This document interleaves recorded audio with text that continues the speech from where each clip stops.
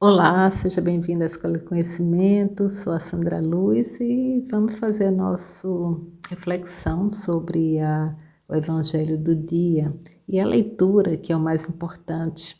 Essa conexão de que a gente possa fazer essa leitura nos dias atuais é muito importante. Vamos à leitura. Marcos, capítulo 6, versículo de 14 a 29. Iniciando. E o rei Herodes ouviu falar dele, pois seu nome foi propagado amplamente, e disse: João, o Batista, foi ressuscitado dentre os mortos, e por isso essas maravilhas operam nele. Outros diziam: Este é o Elias, e outros diziam: Este é o profeta, e como um dos profetas. Este é o profeta, ou como um dos profetas. Mas Herodes, ouvindo isso, dizia: Este é João, a quem eu decapitei. Ele está ressuscitado dentre os mortos. Pois o próprio Herodes mandara prender a João e o confinou na prisão por causa de Herodias, esposa de seu irmão Filipe, porque ele havia se casado com ela. Pois João disse a Herodes: Não te é lícito possuir a esposa do teu irmão.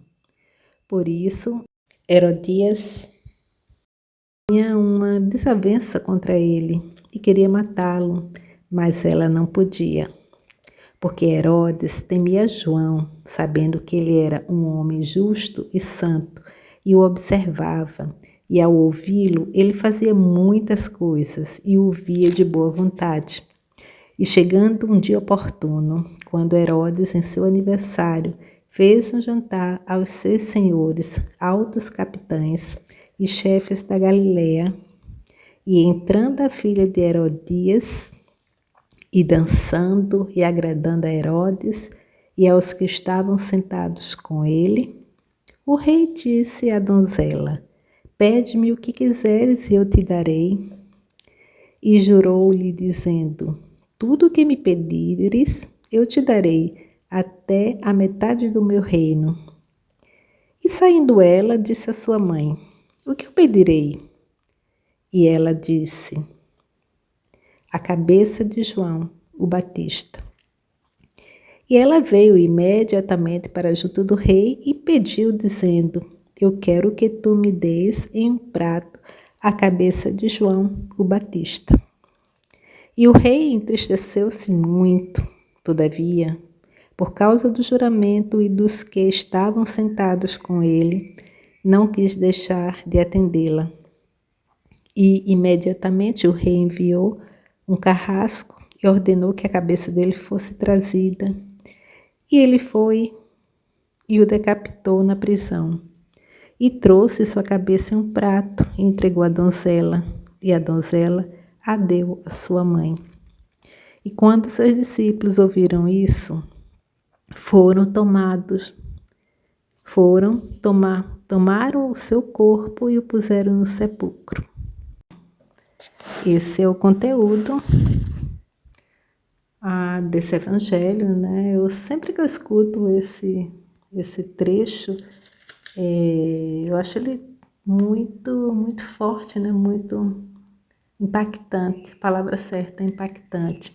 Mas aqui, fazendo a leitura neste momento, a gente observa que aqui a gente está, na verdade, essa história de João, ela entra nesse enredo como uma história que está sendo contada a partir de uma outra questão que é o caminho que está seguindo o Mestre Jesus.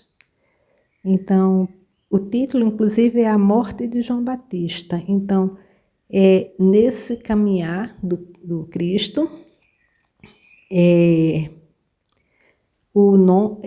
começou a ser propagado essa vinda desse mestre, esse caminhar, os milagres, e chegou até o rei Herodes.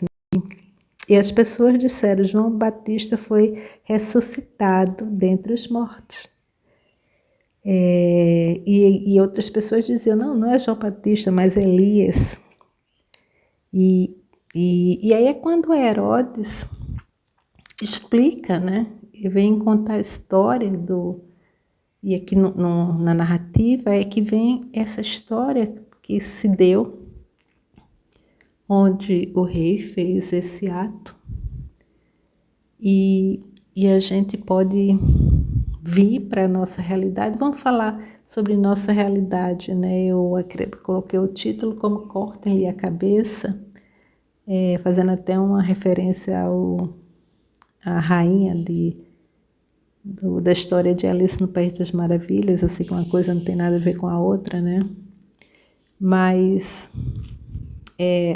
o cortar a cabeça é aquela coisa de paralisar aqui uma ação, né?